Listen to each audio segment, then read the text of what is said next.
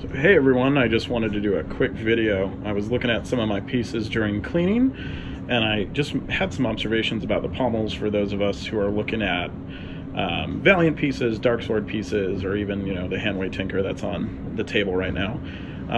Just something I thought was interesting while I had things out for cleaning is the pommel fit to the grip on some of these blades. So top piece here is a Darksword Frankensword. It's on a wolfsbane blade. The fader hilt and pommel, I believe, is a fader too, but don't take me on that. I don't remember exactly. I've had this for a while. So again, this is pretty cheap. I think it was like a little less than 300 bucks.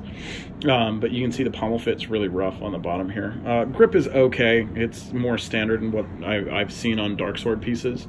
But when you look at, you know, the pommel fit here, you got a bunch of I think it's epoxy coming out the bottom, and the round fit is actually not all that great. There's quite a bit of gap. It's really rough going around it. Sorry for shaky cam. I actually haven't done this on my iPhone yet, but I just thought a video would be easier than photos. Now again, totally, it's a good piece. I like it. It was affordable. It looks neat. It's strong. The blade steel's good. Not really concerned about the fit and form and function of it, but just from the look and aesthetics, 300 bucks, I kind of go, all right, cool, just for an interesting looking blade with a cool guard. But this is something I wanted to point out because I was noticing this in some of my others. Below it's the Valiant Heron, which I love, really great piece. Most people on this group know that Valiant, for the package price, especially in their signature collection, is one of the best deals you can get. So again, all of these kind of have that similar scent stopper shape, but when we look at the Valiant one, there's still some you know, hangover, but it's done in a way that looks like a lot more on purpose to me.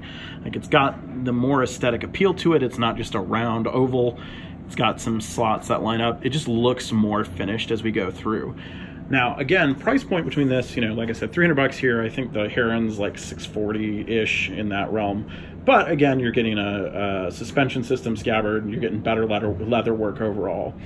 I wanted to point to the Hanwei Tinker, which is from a lot of my posts the one I'm really obsessed with. I've never owned one. I think it's a really solid value for the entry. Again, you see a really tight fit from handle to pommel. I haven't taken it apart. I haven't looked at it. If you don't know much about these are how these are assembled with the hex nut securing. Mine is really tight. I got no movement in pommel or guard.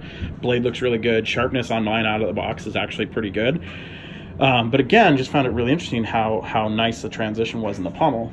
You know, and again, that's a $200-ish sword. When we look at the Eindridi, which is one I've talked about liking a lot, and I do, but, you know, honestly, this is an $800 sword compared to the Heron at $650. And if you look at some of the fit and finish, I mean, there's way more to be found here. And I'm sure most of the Darksword haters won't be surprised by that. I actually think Darksword makes a pretty okay product. I probably won't buy a lot more from them just because nothing's too interesting, but I don't really have any beef. All of my experiences have been really positive. I think I have 3 in my collection right now, and I've ordered 1 more that I returned for this. The bronze work is really nice. I like it. The blade work, although the blade's a little too short for what it is, but overall the blade work is nice. You know, the runes are there. Sorry, it's a little messy. I haven't cleaned it yet. It's got a lot of remnant oil on it and dust. But, you know, good rune work in the blade. The bronze is really well done. The grip is actually the leather, if it's coming through on the video here, is actually really done. It's significantly a better grip construction than the budget one I got here, the Frankensword. But that being said, if we look at the pommel again, the way it fits in is really odd to me. Like, this looks very strange. The amount of overhang and kind of the lack of really tight fit to it. Now again, maybe that's just me and my preference, but even when you're gripping and doing, you know, working through cutting or exercise, whatever, the transition between these points is really weird. It feels weird in the hand. It's a big lump. There's not a smooth transition point, because even with a bit of the bump on the Valiant, you can grip down in this pommel and you don't really feel it. It's a natural transition to get down and grip low. Like this ridge from grip to pommel doesn't cause a lot of discomfort when I'm dry handling, as opposed to this one where it's like a noticeable lump when you go down. Now, it is fantasy. I don't know if it was done on purpose, but this is just a casual observation. 4 swords and 4 different price points from, you know, 200, 650, 300 and change-ish, and then like an $800 sword. And again, is it worth it? Well, you know, that's always debatable, right? I really like it. I think it's a cool piece. It's got I love bronze, so I'll like anything that has any one of bronze work.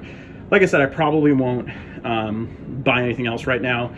I'm interested in some of the other ones they've shown, the Vindaris. I like some of the things I've been seeing with them. I don't have concerns with either of these pieces in regards to their construction. They both feel really solid to me. I don't have any loose fittings, concerns over blade snapping. I think they've done some market improvements. But that being said, at $800, I'd want this transition to be a little sleeker. I just find it interesting to look at this, and thought others might enjoy it too. So thanks guys, just a short video on some of this.